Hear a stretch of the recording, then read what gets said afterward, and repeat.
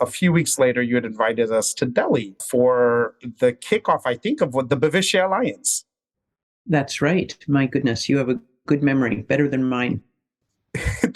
Well, the reason I remember this, and I was telling a few people at the retreat about this, was we got married, and literally the night of our reception is when we got on a train to come to Delhi to come to this workshop.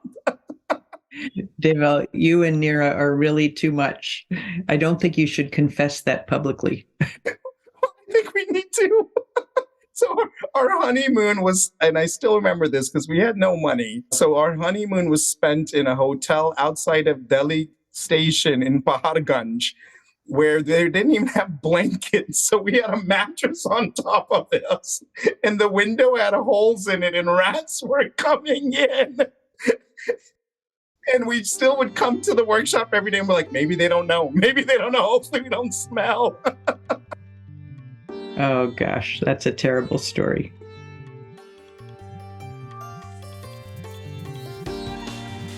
We are very honored today to have Peggy Dulany as our guest. She is the founder of Synergos, a global organization that's taking a systems approach to solving complex problems of poverty, social injustice, and climate change. Peggy's mentorship and belief of serving with love and continued focus on inner work has guided Dasra for the last 20 years.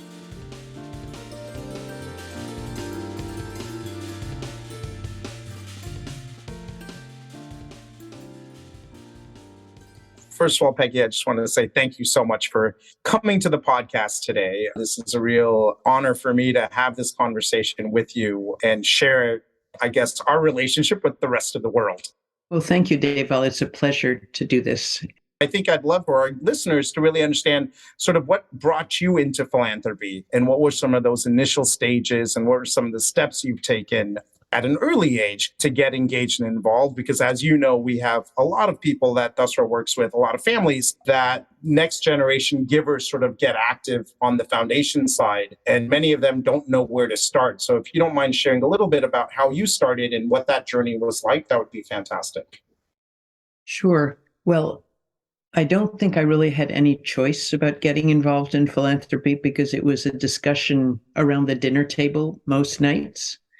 And even when I was very small and couldn't participate actively, my older siblings were part of the conversation. And both my mother and father had big social, environmental, economic concerns about where the world was, even back then, and, issues that they cared about a lot. My dad was very internationalist, and so a lot of his concerns were global. And my mother cared a lot about social justice and inequities. So I think if it wasn't already in my DNA, I was absorbing it through my skin from a very early age.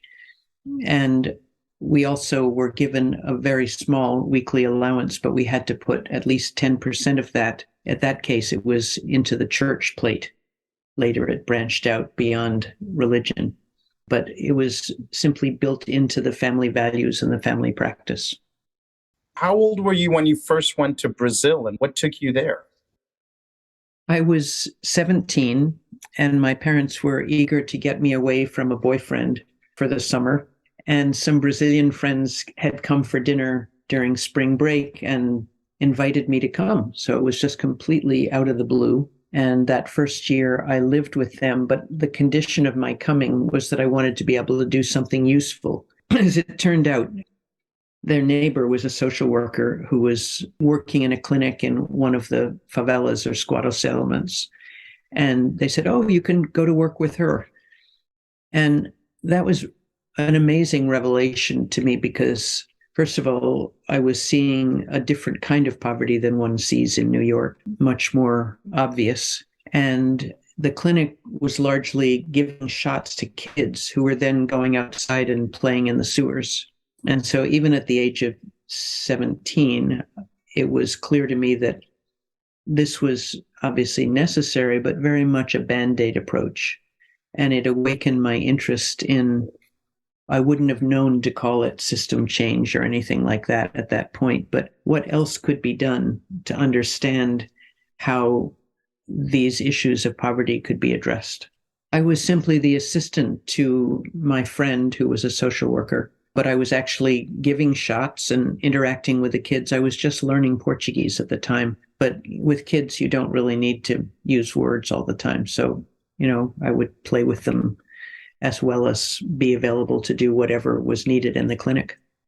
And I mean, I guess when I came to India and I started volunteering also with children initially, just because to your point, I felt while I speak Hindi and Gujarati, my Hindi was not up to par to speak around issues such as domestic violence or rights or things that you just need a very strong command on in the language to speak about. But working with children was something that was much easier to do because that language barrier didn't exist. It was easier just to sort of work with that community. And to your point, I think for me, while growing up in the US and coming back to India, seeing that disparity in all countries, there's clearly support that communities require, a leveling of a playing field, but this sort of the kind of poverty I saw in India and unfortunately continue to see was very different than what I saw growing up in Houston.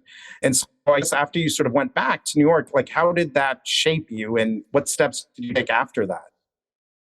I majored in something called social studies, which was a kind of cross-disciplinary, all the different social sciences, which actually gave me a pretty good grounding. I focused a lot on urban migration because the situation in the favelas had been of migrants coming from the interior of the country.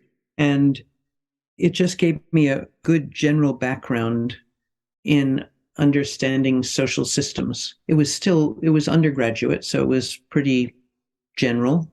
But it began then also to shape my view about inequities in the world. This was the 60s, and there were a lot of protests going on in which I participated, the war in Vietnam, civil rights, etc. And at that time, and I think for quite a few years after that, I viewed my role more as a grassroots activist. And that led me to really begin to notice, first of all, that those affected by poverty have the greatest interest in getting out of it. And it's not like people are just sitting around for something good to happen. And my senior thesis was on the role of voluntary associations in urban migration and people's adaptation to the city. So I spent those years academically trying to understand more about the social systems, but at the same time, I had a mounting sense of the injustice of the gaps that existed and really wanted to commit myself in some way that was not yet clear to me. But what began to be clear was that without other sectors participating, that would be government or civil society, the more formal civil society, or business, together with people living in poverty, that there was no way that the poor themselves would be able to manage their own rising up in a society that was as stratified as Brazil was in those days. So that was the germ of my beginning to think about inclusive partnerships as a way forward to address these kinds of issues. And at that time, sort of being in the field, seeing what's happening, and I guess connecting the dots and different stakeholders, were you also involved at all on the grant making side of things with the Family Foundation?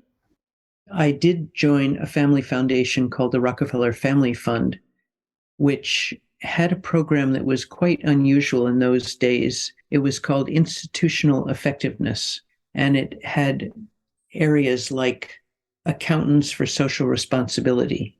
So it was addressing areas of society that had not previously been involved in either philanthropy or social change, and finding the people within that group who really saw that their role and their particular skill could make a difference, as it did. So I learned a lot from that as well. And so this was sort of individuals from the for-profit sector or the business sector coming in and bringing their skill sets to nonprofits? Correct, yes. Which, as you probably know, accounting and financial coherence is not always the strongest skill of nonprofits. So this turned out to be actually quite a useful thing. No, definitely. In fact, during COVID, we created sort of a toolkit and worked with over 250 NGOs across India to understand their balance sheets, their cash flows, to start thinking about which programs and expenses they could say no to. Helping them do this analysis was so important for them to then have conversations with their donors and really talk about the changes that needed to happen in the grant agreements. But it really was about cash flows. And a lot of, I guess, what Dasra does, as you know, is bringing some of those skills to NGOs, because we know they're really good at what they do, but maybe we can bring some of this to them that maybe have expertise in. And so when you started sort of thinking about bringing, whether it was skills from different sectors or even individuals from different sectors together, what were some of the aha moments or even failures or frustrations, I guess, that you had with that?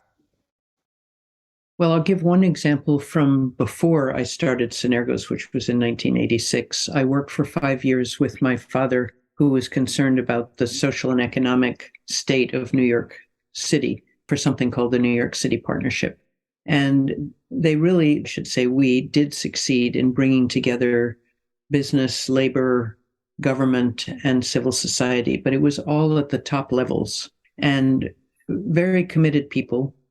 But we worked on separate issues. I was running the education and youth employment part of it. And we came up with wonderful solutions, but without having included in the diagnosis of the problem or the decisions about what programs we should institute, the teachers or the principals or the youth workers. And so it was, on one hand, okay at the policy level, but when it got down to how it was implemented, it was the same top-down issue that most often happens, whether from business, even NGOs very often, or government, that a decision is made at the top and then implemented, and you lose all of that creative energy of those who could be engaged and who could be immensely important in the solution of the problem. So I left that after 5 years with the idea of starting an organization that would promote collaborative problem solving through partnerships, but in an inclusive way. And that was the origin of Synergos. We began working again in Brazil, and the idea was to improve child rights because terrible things were happening with children, not only just poverty, but being drawn into the drug wars and just really awful situation. And there were essentially no child rights in the Constitution. And so we were a group of people, a few of us from Synergos. We were tiny at that point. And then my partner, Vanda Engel, who at the time had just been a high school principal and saw her graduates going into the drug wars and getting killed, and realized we have to look at this from a more systemic level. So in order to begin to involve the business sector, I thought of Banco Lar, which was the Brazilian offshoot of the Chase Bank, which my dad then chaired, and got somebody there to invite some of their clients to a gathering with the staff of Roda Viva, which was the name of the organization. And the staff were mostly people from the favelas. And they chose a place that was a nightclub, but it was before the nightclub opened. And I remember so clearly these society ladies standing on one end of the room and the Roda Viva staff on the other end, and Vanda and I going back and forth, trying to talk to both groups, encouraging some kind of conversation, which never really happened because we had no idea how to make it happen. And, that was probably a bridge too wide for that time. And what we've since learned, first of all, you have to build trust to have those kinds of conversations. And secondly, we think of the notion of chains of trust. So sometimes you can't just bring together, people who've never talked except for their domestic servants with someone from a favela and people living in a favela who were totally intimidated by being in that situation, either that or angry. And so you need intermediaries. And in that case, Vanda and I were the intermediaries, but it wasn't enough. And it was too quick. It happened. We should have done it in some other format. But those were things we learned later. And it was the beginning of realizing that it's not so easy to bridge some of these gaps. Yeah. Well, what I should say is it's been a long learning process. And we've been through several phases because after that experience with Roda we realized we really didn't have the skills to build partnership. And there weren't that many groups out there that we knew of who did. So what we realized was that we needed some kind of a bridge between let's say, the sectors that are more powerful and grassroots people and communities. And in the US and Europe, there were a lot of community foundations. And we saw those as really interesting, what we came to call bridging organizations, because the intent was to support communities, but the board was often comprised of people from different sectors who had reach beyond their own sector and beyond the communities so that they could find the connections that were needed to make something move. So for 10 years, we spent time working with these kinds of institutions to both understand how to bridge and how to create partnership. And we began to see that the leaders of those community foundations had certain skills because they could reach out beyond their own sector or their own little group. And we got fascinated with that, and we started calling it bridging leadership, which is now the North Star of Synergos, and I'll come back to that in a moment. And so we began doing case studies and trying to understand better what were the qualities, and came up with a few things that it took a while to figure out. But one was a capacity to listen deeply and really empathically, even if you disagreed with someone. And that made people feel validated or heard or understood, which is part of what it takes to create the kind of safe container for people who may have different views to come together and then eventually build trust and work together. But then we began to think, well, why isn't everyone a bridging leader? And what are the obstacles to become a bridging leader?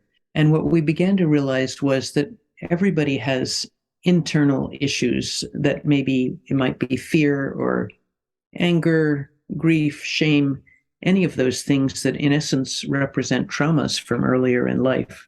And to the extent that they're protecting themselves against having those traumas re-triggered, they're in a sense shrinking themselves. They're not opening themselves to new experience. And certainly bridging across divides is a new experience. You're going out of your comfort zone. But that led us to then really decide to focus a lot of our training of bridging leaders on the inner work that all of those potential bridging leaders needed to do to become the human beings who wanted to serve with love and who had the capacity to open their hearts without so much fear or defensiveness, so that other people could really see them as genuine, authentic, but also caring and feel safe in their presence. Can you give the listeners a little bit of a sense of Synergos overall, and maybe then use Bhavishya Alliance as a phenomenal example? Back about 15 years, our second round of interest in creating actual partnerships was in fact with the organization called Genron, which was using the methodology of the U process. And they invited us to work with them and UNICEF and a number of Indian corporates led by Hindustan Lever, but also with Tata and a couple of the banks, for an effort to really try to reduce child malnutrition in the state of Maharashtra, which was very, very high. It was something like 40%, as it was in many other states of India. And nothing seemed to have been shifting that ratio. So this was a huge challenge to take on. And the state of Maharashtra government became important players, as well as NGOs and the businesses. But to stick with the notion of how we develop partnerships and the importance of building a safe container and bridging across divides, 30 people were selected to be the stakeholders to come up with the proposed solutions. And in that process, I would say there were two activities that were the most important in the success that eventually happened. The first one was that the group divided into small groups of 5 or 6 people who went around the state looking at the actual circumstances of the malnourishment in communities And they spent 5 days together, and they were purposely diverse groups. And over the course of those 5 days, because they were seeing the issues and the potential solutions together, their views got closer and closer, and they got to know each other because they were spending their evenings processing what happened during the day. So that was the beginning of kind of creating the mini safe containers. And then the big and most surprising thing, which is somewhat similar to the Montana retreat in which you participated this last summer, was the whole group went to the Himalayas and spent a week there together, of which 3 days they were asked to spend time alone with no cameras, no toys, and simply reflect on their purpose in life. And this was very scary, both the being alone, the being in the mountains, the having nothing to distract them. But it totally bonded the group. By this time, they were all scared together. They were praying for each other. Some of them even had the same dreams on the same night. And when they came back together to tell their stories, there was such excitement in seeing each other and in hearing each other's stories that it created a field of creativity, because they'd moved from the kind of fear place to the curiosity place and away from judgment, and really listened to each other. And then they were in the position to spin out very creative ideas, which were implemented in certain parts of the state. But somehow this atmosphere of this way of working spread to other districts in the state, resulting in the reduction in a study that UNICEF did a couple of years later of severe stunting from 39 to 23% of the population in the whole state. And that was called out by UNICEF as one of the most radical changes that had happened in recent years. Unfortunately, in terms of that issue, even though there were people from other states that came and wanted to know what happened, and there's no doubt that the state government's commitment to this was a big piece of it, but the methodology didn't translate. It was so unheard of and unusual. Plus, it was not inexpensive, so that it actually never got brought in its full process to other states of India. And I think we lost an opportunity there to really make a shift that could have happened in the rest of the country. When I say we, I'm not talking about Synergos. We simply facilitated the process, but it was the participants who actually created the solutions and implemented them. Thank you for sharing, Peggy. And I think as Lisa Stasra, this is, again, the many ways you've inspired us and helped us. But I think just what you just said in terms of even the we, and it's everyone who's part of this, in no way just the group. Dasra's perspective, at least, it's never us. It's about everyone else who's doing the work. But unfortunately, I guess it has now become a very stringent sort of regulated process, which enables or enforces companies to sort of count how many devices, for example, are given, versus taking the thoughtful approach that you all had done to reduce malnutrition by double-digit percentage points. And so my question, I guess, is how do funders understand the value of the processes required to build the trust versus just saying, here's the money, get it done in 3 months, and we're finished? Yes. Well, that's a complicated question that I think is actually getting easier for them to answer now as the world gets more polarized, because it's pretty hard to avoid noticing that the direction many countries are going is to further polarization rather than further coming together to solve problems collaboratively. So in our early days doing this, it was very difficult to get foundations to work in the way that we had the privilege of working, thanks largely to Unilever's support in the Bavisha Alliance. But where we started to make inroads, there's a large US foundation that mostly offers technical solutions in particularly health and agriculture. And they were not getting the results that they wanted. And they were beginning to realize that sometimes if the ministries that they were supporting to try to get them to go to scale with solutions were not working effectively together, that was probably part of the reason. And I had been working on people from this particular foundation for several years to try to communicate in probably less clear terminology than I'm able to say now why our approach was a needed part of the technical solutions. But finally, out of some, I would say, even desperation, they said, all right, let's try this in one country with one ministry and let's choose health. And that then led us to the second country where we tried this, which was Namibia, around maternal child health. And the results there, although slow, because it took 2.5 years to get the members of the top senior team in the health ministry to even meet together. They'd never been meeting together. And then to begin to trust each other, and then begin to be willing to risk talking to people outside the ministry. And so it took a long time, but again, there were genuine results. And therefore, that same foundation, when we wanted to try this elsewhere, was willing to work with us in Ethiopia and Nigeria around agriculture for small producers. So I think we were maybe a little ahead of our time in that sense. And that's been often painful to not be able to get the traction we felt we needed. But I think that is becoming now a really recognized issue that we have to address together with the technical solutions.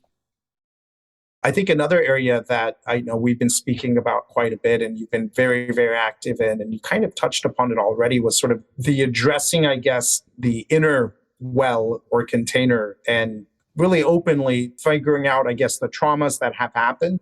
And to your point, I think, at least for me, the Montana retreat was phenomenal in terms of just really being at peace to really just understand and think and focus a little bit more on something like trauma, which all of us have. I mean, we're human and that's part of life. And then just really figuring that out on how that has played a role in what we shape our lives to be. And at least when we speak to givers, many times their interest areas, I guess, of giving is because of a traumatic experience that has occurred. And that's why they have the focus here. And many NGO leaders, again, something has happened. But it comes back to, I guess, the inner well-being, and just mental health and well-being is clearly taken a hit over the last couple of years. And if you can speak a little bit about, some of the things that we're already speaking about, but now have really come to the limelight in terms of just well-being for people in this space, because I don't think that's talked about as much. So I want to speak to it from two different perspectives. In the large programmatic initiatives where these retreats happen, but they're shorter, it's very difficult to get people to give up their cell phones for the time period and to stay focused and to trust each other. So that's in some ways much more difficult than when a group of individuals voluntarily come together because they want to go through that experience, because it's painful. I mean, the fact is we build our defenses so that we won't feel the pain of whatever it was that happened to us. And so we have to do it more carefully. But the part that I've more or less led is the individual groups coming together, not necessarily with a common purpose to do something together at the end of it, but to come out with what we see as the optimal ending, which is free to and wanting to serve with love in whatever way they choose. And one of the issues I think that people face, and this isn't always because of trauma, it's sometimes because of passion for the work they do, is they burn themselves out. There are various people who they put work ahead of everything else, and it doesn't allow them the time or the freedom to reflect on, how can I take care of myself so that I'll be able to continue to serve in a wholehearted, effective way, rather than just running myself into the ground? And part of this came to me because that's just what I did after 13 years of Synergos. And I then moved to Montana and lived a different life for a while and really began to reflect on that if I was going to make a contribution out there, I had to take care of myself in here. And I think for those of us who are passionate about what we do, it feels like, well, then I'm not going to be doing so well or so much. We almost evaluate it in a quantitative way.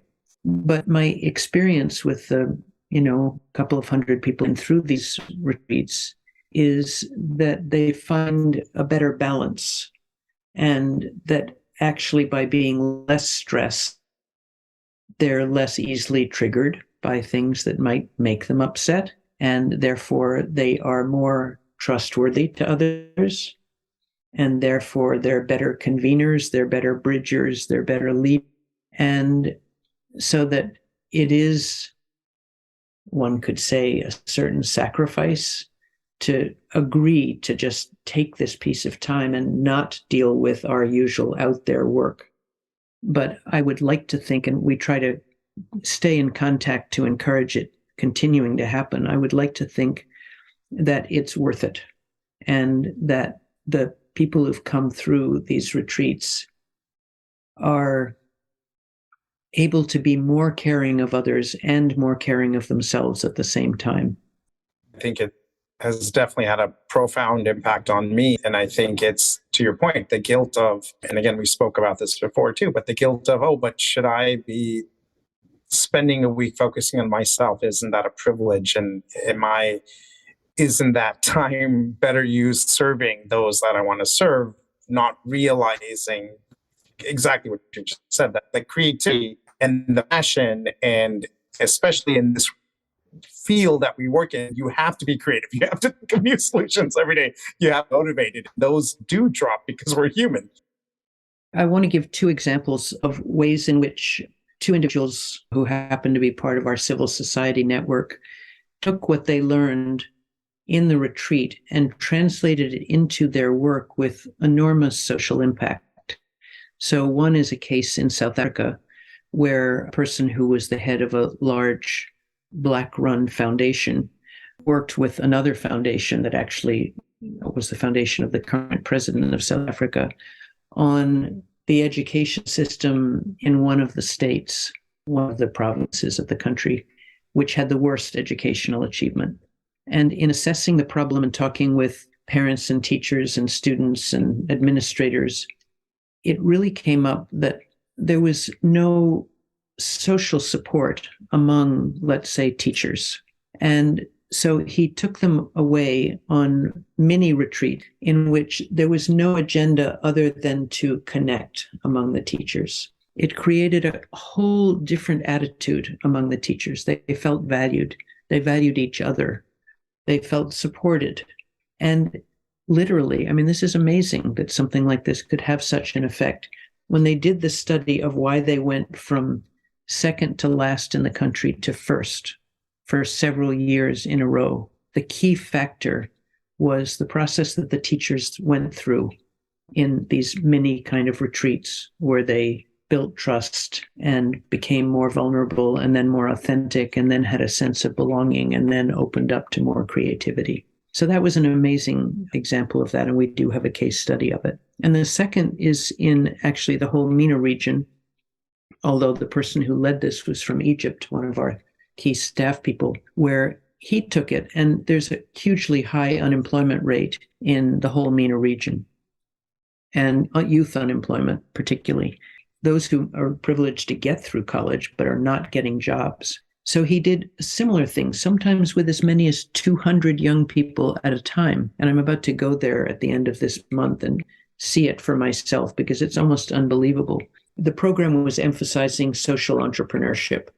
But of course, a lot of people don't even know what that is or don't have the self-confidence to engage. And again, by working with these youth over time, not just one meeting, but also not a week-long retreat, he was able to stimulate their, again, bondedness with each other, their trust in each other, also their learning about creating their own jobs that would actually have an impact on the society. I mean, first of all, it's just amazing to see that level of multiplier effect. And it also, in my mind at least, it's a lot of these decisions, I guess, to invest in oneself, at least in the NGO sector, is also driven by the donors and them not enabling this to happen when the same donors realize that therapy is helpful for them and just well-being, mental well-being in particular, So have you seen sort of shifts with givers to sort of start providing some level of support on this, or any advice you may have with givers as well on how they could ensure the mental well-being of the organizations they support is equally as important as maybe the physical well-being? Well, one of the reasons why we started these retreats, it started to be just for members of our Global Philanthropists Circle, which, over time has encompassed about 200 families from about 35 countries. And so our thinking about bridging leadership is not just for activists. It's needed in every sector of society. And if you're a donor, it means recognizing that if it worked for you, it's also necessary in these communities that are facing such hardship. So sometimes I feel a little guilty that, we have this retreat that only a few people can go to, and, they have to get there. And unless we fund people to come, it has to be people who can pay to come. But when I begin to see the impact that has on the people who come and how they use it, because going to scale with well-being is really important right now in the world. It's the only thing that's going to shift this kind of separation and polarization. So I actually feel that it really makes sense to use this approach not only for issues relating to climate or poverty or social justice, but also for individuals whose well-being, because of their connections and their influence and often their financial assets, will be playing a role in helping others. And to the extent that they can help others with their full selves and not just their money or their particular skill, it'll really make a difference.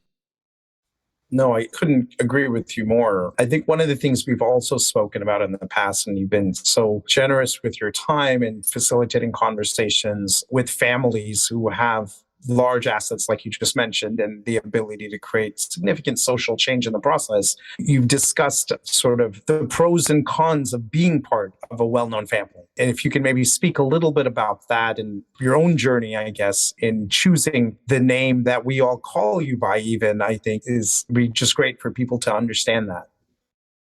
Sure. Well, Dulany was my middle name and Rockefeller was my last name. But in my experience in Brazil in the favelas, at some point, a friend of the family who'd initially invited me found out what I was doing, and they were the head of a big newspaper. And so they sent reporters to try to find me. And I was only 19. It was very traumatic for me having to escape, and I hadn't been exposed to any press in my life.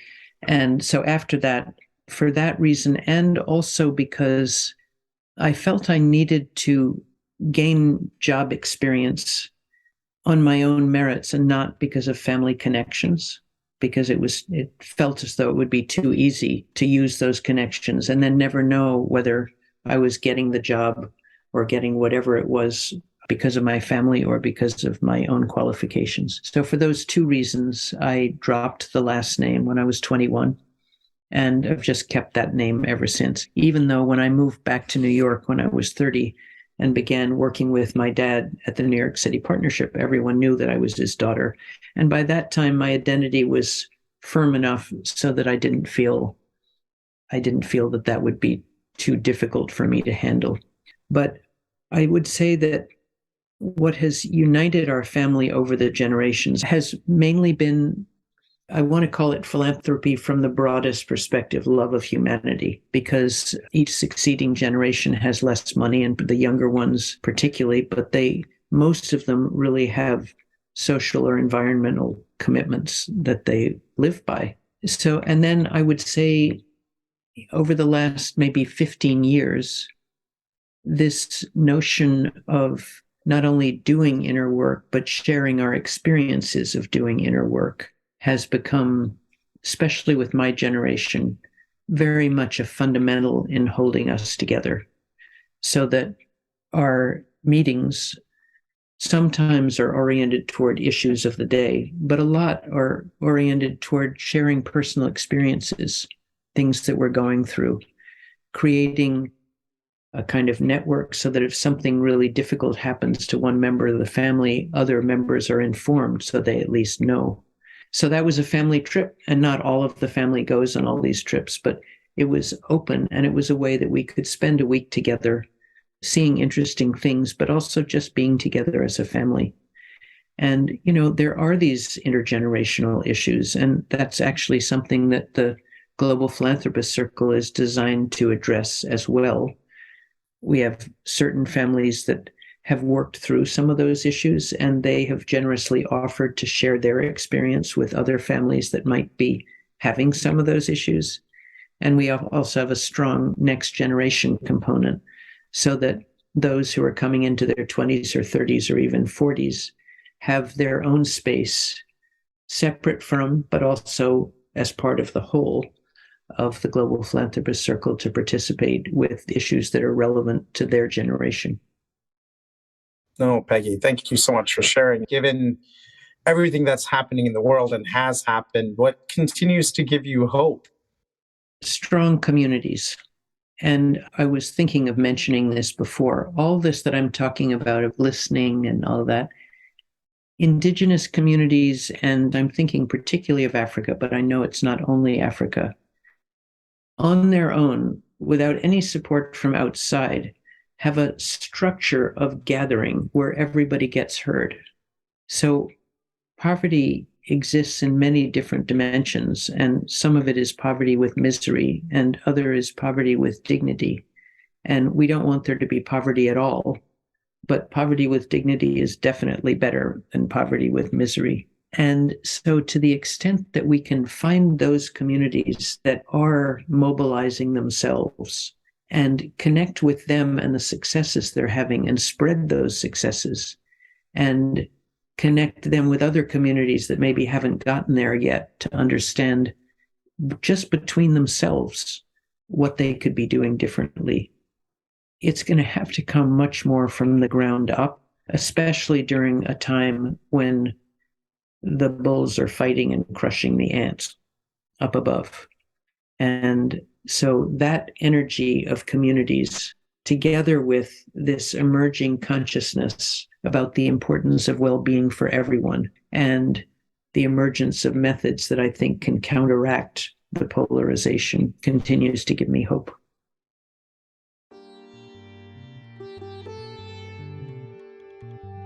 Thank you so much, Peggy. I really appreciate all that you continue to do and all that you've done for us as an organization, including spending our honeymoon with you and the Generon team. You're very welcome. I enjoyed the conversation.